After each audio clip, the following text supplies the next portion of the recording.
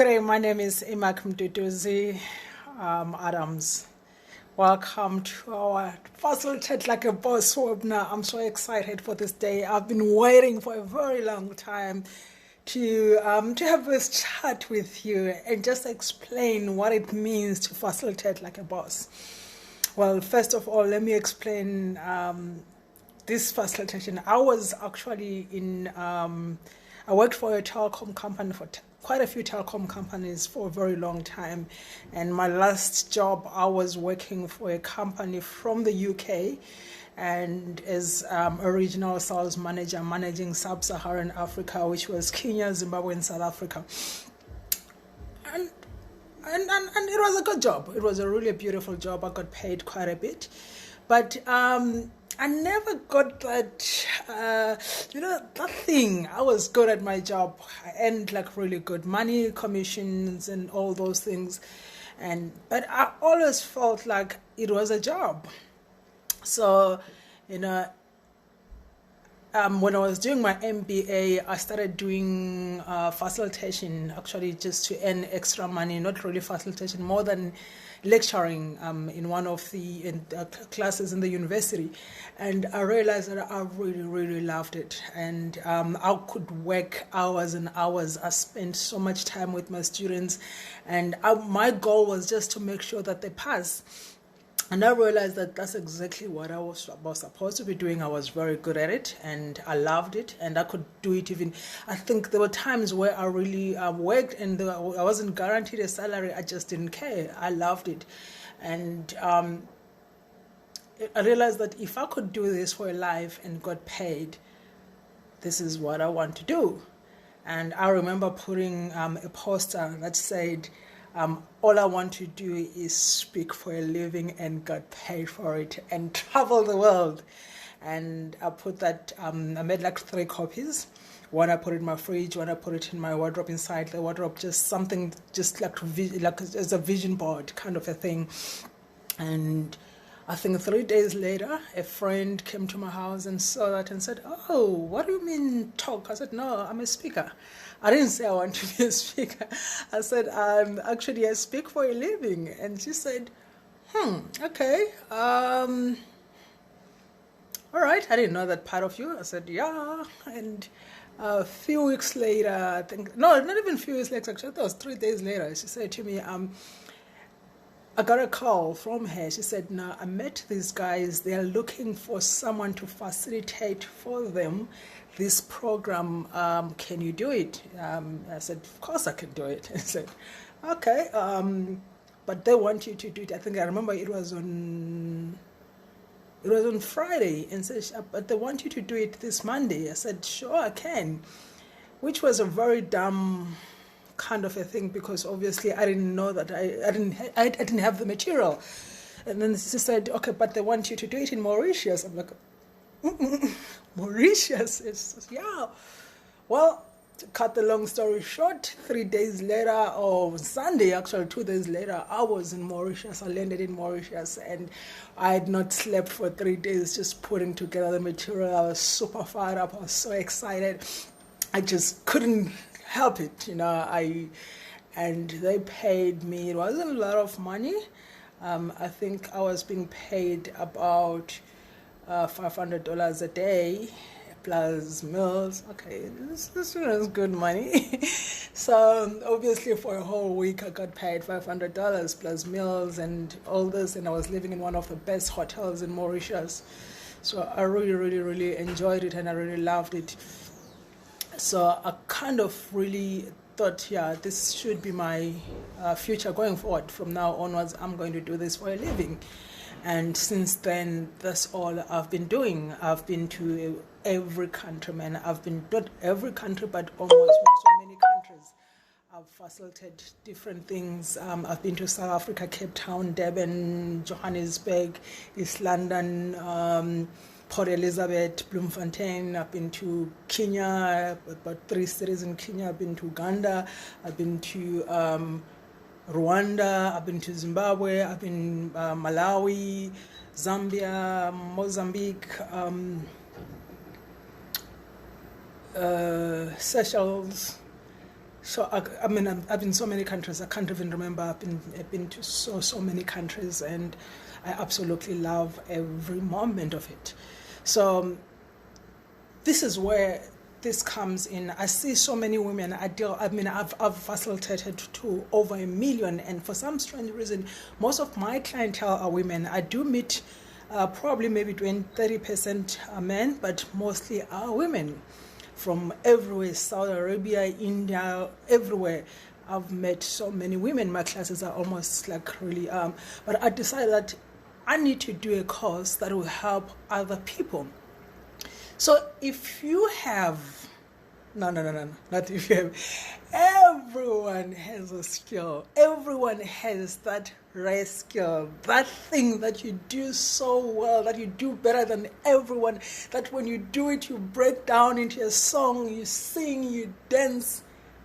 That's where your money is. That's what you should be facilitating. That's what you should be teaching other people how to do it and how to do it better. One thing about being a facilitator, you must be willing to create facilitators that are better than you. I've got a speech problem. I stutter. I'm sure you guys have realized that by now, but it used to be really, really bad. And I'm dyslexic. So if I had told someone that my worst attributes, my weakest skills are what is going to feed me. Being a starter, I'm being the person who stutters, and I'm being paid to speak. A person who's really, really bad, and I'm at learning, and I'm teaching others. But one thing for sure, I know I'm going to meet people with flawless voices, people that I've got a husky voice. Again, everything was against me being a speaker. Everything was against me being a facilitator. But here am I. So I know that you are going to make a good facilitator. I mean, if I could do it with all these things, you can do it better. So I know that most of you people that have attended this webinar, you are going to make amazing facilitators. And I want you to do better than me. I want you to conquer the world. So we're talking about in this course, I can't tell you everything about facilitation, but I want you to understand really what does facilitation mean. It means teaching people some skill. It doesn't matter what skill. Cleaning dishes. Yes. You could teach people how to clean dishes, baking, dancing, cutting hair, braiding. Since I moved to Atlanta, I realized that hair braiding was expensive.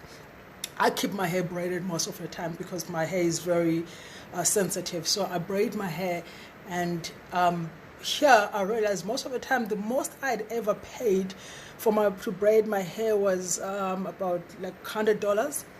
But when I moved here and I realized that braiding hair was expensive, I was quoted about between $500 to, between $350 to $500, which is a lot of money. I don't want to spend that money. If there's anyone who knows how to braid and is willing to teach, I'm your first student. I want to learn how to braid hair so that I can sell $500. I'm not willing to pay that much to do my hair. So I don't mind paying $500 to be taught by you how to braid hair, and that will be a once-off amount, and then the rest of my life I do it for myself and costing me probably maybe $20 just to buy material. That's exactly the skill. When you are teaching people, that don't mind paying what you're charging, because it's a once-off amount compared to what they're spending. Buying cakes are super expensive. If someone teaches me once and I pay once $1,000 to learn how to bake, I'll do it. So yes, there are a lot of people out there who are looking forward to be taught by you. So firstly, you need to understand how you introduce yourself, because people, they will buy you before they even buy your product. So first in, when they walk in, they look at you, they up and down, they analyze you, and they're thinking, she doesn't look like someone who knows anything. So first impressions last longer. So obviously when in teaching, one of the things that I'm going to teach you is I really want you to take a class in facilitating like a boss, because right now I'm just cutting the heads. So one thing that you should know as a facilitator is that people will buy you first. So you need to work on your brand. How do you want to be seen as people? So with me, my brand has always been just play hard, but be professional. So when I walk into a class, people, they know that I'm not super formal, I'm not uptight. I want people to have fun while they're doing something. So my brand is have fun while making money, and that money lasts longer. So you have to decide what brand, who are you, build your personal brand around what you want to teach. So it's very important that you establish that from day one and make sure that people buy you. We'll talk about how you put your class, how you do your material, how when people walk in, they should see the best of you, the best of you. They should already see winning. They should see winning. So we always say, I live by the Steve Covey, one of the habits of highly effective people, that says, start with the end in mind. So when people walking in, they should see what they're going to come out with. So your room, first of all, it should be clean, lighting should be good, there should be air ventilating. But when people walking in and it's stuffy and it's smelling, you've lost them. When people are walking in, there is no coffee, there is no water, the lighting is bad, it's cold, the aircon is not working, fail. So you need to know that the best thing is, we'll talk about preparation before that, but the first thing that you need to understand is first impressions last. Never, ever. There's a book that I read when I was doing marketing. So one of my qualifications, I've got a BCom in marketing, a Bachelor of Commerce in marketing. I've got a Bachelor of Commerce in law. I've got a MEP, which is a Management Advanced Program, a postgraduate. I've got an MBA. I've got a Project Management Diploma and other diplomas. I'm a Human Resource Management Diploma. So I've done Six Sigma, quality. Yeah. I read a lot, understand. But one thing I read in that book is called 22 Immutable Laws of Marketing. It says, never ever warm yourself into people's minds.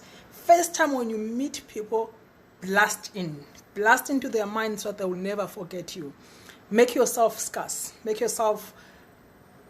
It mustn't be something that they can find anyway. You must be that rare thing that when you appear, be the Beyonce. You don't see Beyonce everywhere. Even on Instagram, she doesn't even follow anyone. But when she's seen, she wants to be the brand, stand out. Even when they were doing their group, the girl group, I can't remember what was it called. She made other girls sign a contract that she was only going to be the only one blonde hair, so that she could stand out. So stand out in your field. Make sure that you are the boss. Make sure that you stand out. Make sure that there is no follow. Don't ever do it like your other person. Don't do it like Emac. So make sure that if you're going to be a facilitator, find yourself that there is no one in the industry like you. Brand yourself completely. Make yourself unforgettable. Does it make sense? So I want us to... I don't have much time, but I just want you to understand that this is going to be an amazing time. This is going to be a beautiful time. You're going to love it. I'm loving it already. So decide how. One of the things that I'm going to teach you is how to tell stories. It's one of the best skills that you can ever learn, how to tell stories. People learn better. Adult learning is the most difficult, or adult teaching is the most difficult, because these people, they come in with so many problems. They've got, they've got all these things, so they can't concentrate. So you have to make the class exciting, entertaining, beautiful, so that they can actually understand what you're doing. So telling stories, you don't just tell stories anytime, anyway. You tell a story that is aligned to a lesson. And your story, I've got something that I call the dip. It must have, it starts on an emotional and coming to it starts on an emotional level, and then you come into a more, what do you call it? You start with a dip, and then you come in, you take people on an emotional journey. So you need to paint a picture for them. When telling a story, you need to paint a picture for them. People need to see you and understand the whole story behind that. So you paint a story. Don't tell a story, paint a story. So you create a story in their mind that when they see you, they will understand what you are talking about. So I'm going to teach you how to tell stories like a boss. How to, get to that point where people really, really understand what you meant and what you are meaning. So one thing I think you have seen, if you are a church-going person, I think you understand how sometimes the church they do. You come into, your pastor will come with praise and worship. They get you all fired up and happy to be at church.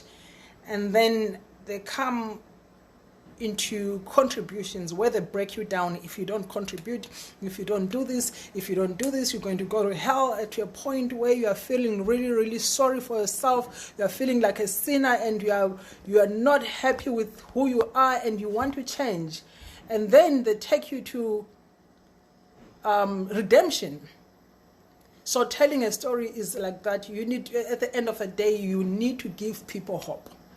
You don't tell a story and leave people broken. You take them to an emotional journey, and then you leave them with hope. So remember, as a facilitator, you are healing people. You are taking them from another level to another level. It's a transformational journey. So you don't transform people and leave them hanging. So make sure that your story should never be about you. It should be, about the issue at hand. The other thing that I'm going to teach you is your role as a facilitator. What are you there to do? You're not there to feed people information. You're there to help people fill a gap. They are where they are, and then you are taking them here. So the main thing is gap analysis. So before you even start the training, you need to do what we call gap analysis. Understand where the person is and where the person wants to go. We're going back to start with an end in mind. So there's a lot that we're going to learn. There's so much that we're going to learn. I'm looking forward to all this and to you learning more. But more than anything, I would like you guys to actually attend this course. If you really have something you've got my email, I'll send you my email. When this email is done, I'll send you my email. You can email me as well and tell me if maybe there's an issue. But one thing for sure is we're going to go step by step, and this course is it's not going to be a long course, but after that, I'm going to mentor you as a facilitator, how to be the greatest facilitator. So I want you to please sign up. I'm not sure if the link is down or up. Yeah, but click the link, sign up for the course. And I've already put on a very beautiful course. And then if there's something that you need, I'm willing to help you become the best facilitator you can ever be. You're never going to be the facilitator if you're not earning money. So you need to be able to, at the end of this, earn a very good salary, make money at the end of this course. You need to be able to make money and travel the world. That's the most beautiful part, because you get to travel for free. Your clients pay for everything. Yeah, so I'm super excited. I can't wait to meet you all as you join me for this course. And I know you're going to love it, and I know I'm going to love working with you. Thank you so much.